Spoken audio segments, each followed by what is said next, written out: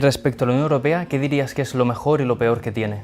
Lo mejor es la unión, lo mejor es el hecho revolucionario y subversivo, incluso, del fin de las guerras civiles europeas que comenzaron con el derrumbe del Imperio Romano y han durado hasta ahora. En estas décadas, en el tiempo que lleva el proyecto de la Unión Europea, hemos conseguido que sea un espacio de paz y de entendimiento. Algo que así de primeras puede sonar como algo obvio, pero no lo es tanto. 60 años de paz en un continente en el que toda la vida hemos estado matándonos, europeos.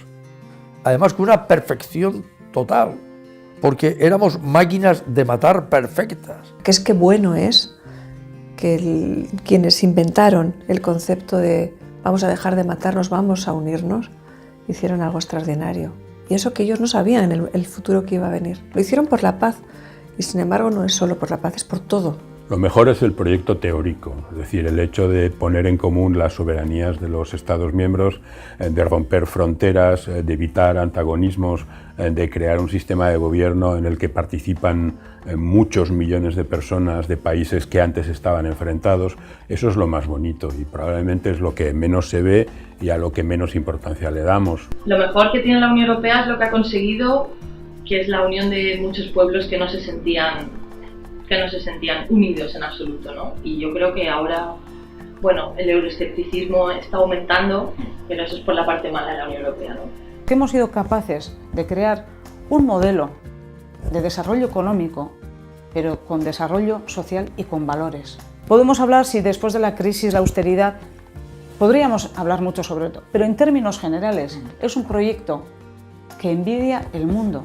Creo que la Unión Europea es la mejor construcción que se ha hecho nunca del multilateralismo en los últimos años y bueno, en la historia prácticamente, y es una grandísima idea. Por lo tanto, el hecho de que te encuentres 28 o 27 naciones unidas, con discrepancias tremendas, con limitaciones, no somos capaces de comprender lo que eso significa. El que entiendas que como europeo tu vida comienza en Lisboa y concluye en Helsinki, o comience en Estocolmo y termine en Gibraltar, es algo revolucionario para lo que ha sido la experiencia de Europa. Porque la Segunda Guerra Mundial ocurrió en el siglo pasado, no hace tanto, y por lo tanto en estas tierras hace un tiempo pues la gente estaba pues acabando unos con otros, ¿no? Una guerra, un enfrentamiento continuado. Primera Guerra Mundial, Segunda Guerra Mundial, todas las guerras anteriores, las alianzas y los bloques de unos contra otros. Ha sido un desastre. Y de pronto 60 años de paz. Yo cuando veo a veces en el hemiciclo votando, discutiendo, hablando, negociando, gente que sé que sus padres o que sus abuelos estaban matando los unos a los otros, pues en el fondo tengo que emocionarme, es decir, es una cosa que esos padres o esos abuelos jamás habrían podido imaginar. Por lo tanto, es el mayor espacio de tiempo en paz que llevamos en Europa, y yo creo que eso hay que recordarlo mucho y hay que ponerlo en valor, sobre todo porque también somos conscientes de lo que hay fuera de Europa. Es que en un mundo globalizado los países no pueden pensar en mantener sus estándares de calidad de vida sin algo que nos proteja a todos, como la Unión Europea. Eso es lo mejor. Y por lo tanto, la capacidad de construir estructuras supranacionales compartidas donde organizar los distintos intereses que hay en juego dentro de la Unión, creo que es lo mejor que ha hecho la Unión Europea. Programas como el Erasmus, esto es una maravilla, o sea, es auténticamente maravilloso. Y la cantidad de ayuda al desarrollo que da la Unión Europea también, ¿no? La Unión Europea es el primer donante en ayuda al desarrollo del mundo con mucha diferencia. Y yo estoy muy orgullosa de eso. Porque es que no vamos a tener un proyecto que proteja mejor a las personas de la Unión Europea con todos sus defectos que los tenemos. Como lo damos por activo ya, porque lo tenemos, no somos conscientes de lo extraordinariamente importante. No hay lugar en el mundo que tenga tanta libertad, tanta seguridad, tanto respeto por los derechos humanos, tantas oportunidades como en el continente europeo. Somos unos absolutos privilegiados, con independencia de todas las deficiencias que hay y que son muchas. Y aquí además no hay pena de muerte. Yo esto lo aplaudo. Para mí es una de las cosas que más orgullo me produce. No hay pena de muerte, cuando la hay en cualquier otro continente. Lo malo, posiblemente no hemos sabido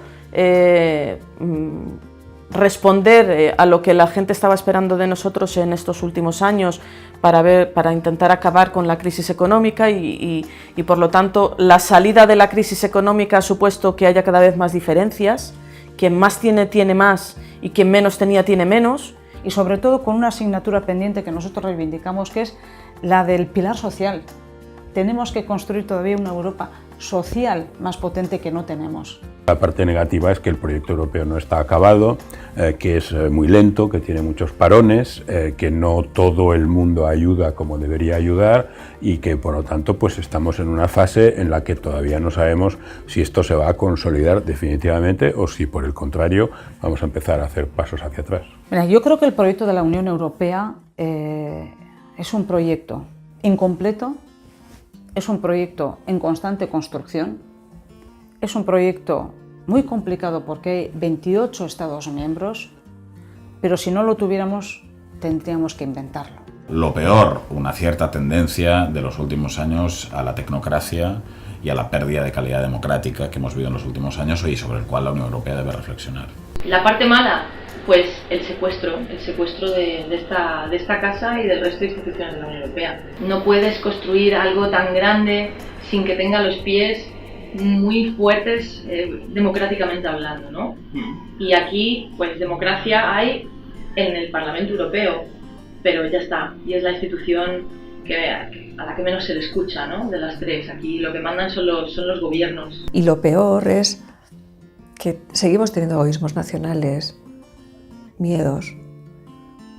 Hay que dar pasos adelante. Necesitamos, por ejemplo, partidos europeos, necesitamos jugar de una forma mucho más común. Necesitamos que Europol sea una gran Europol, no dejar a medias algunas de las cosas que hacen frente a los desafíos, que son transnacionales. Yo creo que a la Unión Europea lo que le falta es un contacto mayor con los ciudadanos. Nos falta proximidad.